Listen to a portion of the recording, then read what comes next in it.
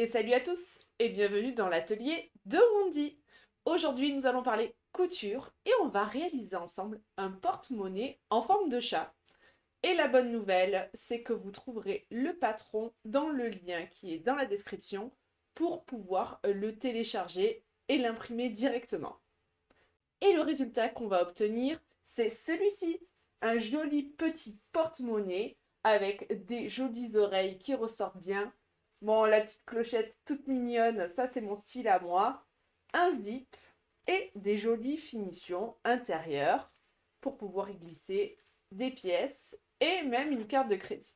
Mais voyons ensemble le matériel dont nous avons besoin pour réaliser ce porte-monnaie. Alors pour réaliser ce porte-monnaie, j'ai utilisé des coupons de tissu épais japonais, hein, des coupons carrés de 15 cm, du simili-cuir, la doublure est en coton, et une fermeture éclair de 10 cm, un petit ruban et un gros lot. Et maintenant, place à la couture. On commence bien sûr par découper nos pièces en utilisant le motif avec le rabat sur le bas pour les doublures. L'une des doublures et le tissu avant devra être coupé en deux au niveau du trait présent sur le patron. Alors personnellement, je fais deux petits crans au ciseau avant de tracer un trait bien droit. Passons maintenant à la préparation du zip. Pour la fermeture éclair, je réalise des onglets en utilisant le tissu du même motif que mon tissu extérieur. Avec un coupon de 15 par 15, je peux utiliser le surplus de tissu découpé entre les deux oreilles. Alors attention lors de la découpe, mais heureusement, il n'y a pas besoin de beaucoup de tissu, donc ça le fait largement. Je place mes bouts de tissu de part et d'autre du zip, endroit contre endroit, tissu vers l'intérieur, en dépassant des butées métalliques. Et après avoir mis mon pied spécial zip, je coupe au plus près du bord, environ 2 mm. Maintenant que notre zip est prêt, on peut le coudre au haut et au bas du porte-monnaie. Alors après avoir fait de nombreux tests qui ont amené à une fermeture éclair cousue pas droite, je fais toujours deux trois points de bâti avec le tissu extérieur et le zip. Alors pour cela, je place le tissu extérieur endroit contre endroit et je fais mes points de bâti au début, au milieu et à la fin du zip. Puis j'ajoute ma doublure. Alors on a bien le zip pris en sandwich entre le tissu extérieur et la doublure. Et je pique à 0,7 cm du bord. Alors c'est très précis, mais ça permettra d'avoir une parfaite superposition des tissus par la suite. Alors je vous conseille de tracer un trait si besoin. Moi j'ai mes repères avec le pied spécial zip et de veiller à ce que la fermeture éclair soit fermée le plus possible pendant la couture pour qu'elle reste bien droite. Alors on n'hésite pas à déplacer le curseur au besoin. On fait exactement la même chose avec le bas du porte-monnaie, des points de bâti et le zip pris en sandwich entre le tissu extérieur et la doublure. Alors attention, si vous avez des motifs sur la doublure, les tissus doivent être endroit contre endroit. On enlève les bouts de fil superflus qui pourraient se prendre dans le zip. Moi, je mets plein de clips partout pour que ça ne bouge pas. Et je surpique le tout en faisant un rectangle autour de la fermeture éclair au point 3.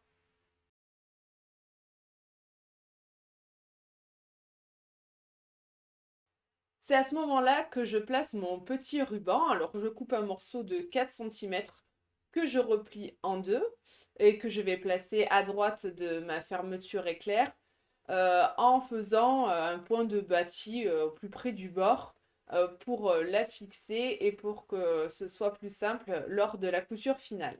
Et il est temps de fixer le dos du porte-monnaie. Alors, il est primordial à cette étape d'ouvrir la fermeture éclair, sinon on ne pourra pas retourner le porte-monnaie sur l'endroit après couture. Je pose mon dos extérieur endroit contre endroit avec mon devant extérieur et ma seconde doublure à l'endroit de l'autre doublure.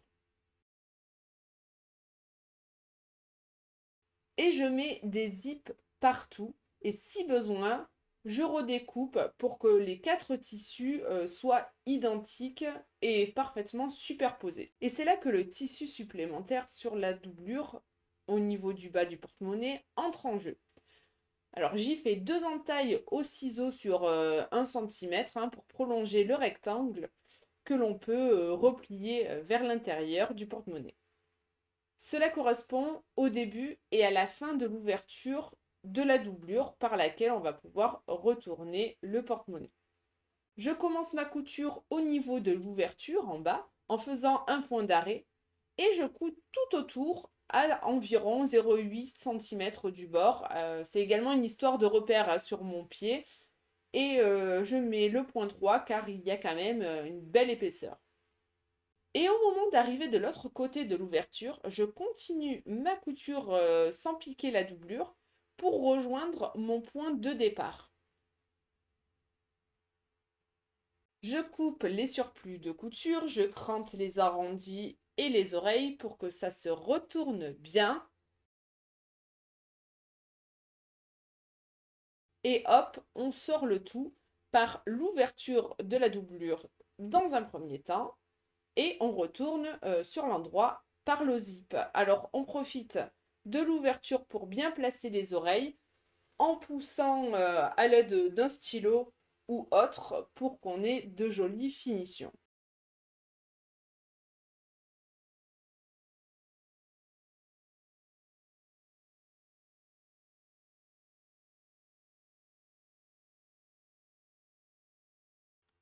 À ce moment-là, je replie mes petits rectangles de la doublure, mon ouverture vers l'intérieur et je termine en faisant un point invisible pour avoir une finition impeccable.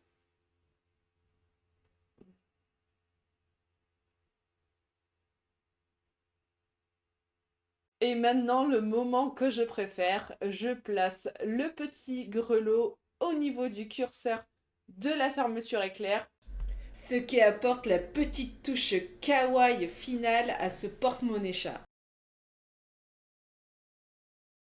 Et voilà, notre porte-monnaie chat est terminé. Alors j'espère que mes explications auront été assez claires parce que c'est la première fois que je réalise un tuto d'un patron que j'ai moi-même réalisé.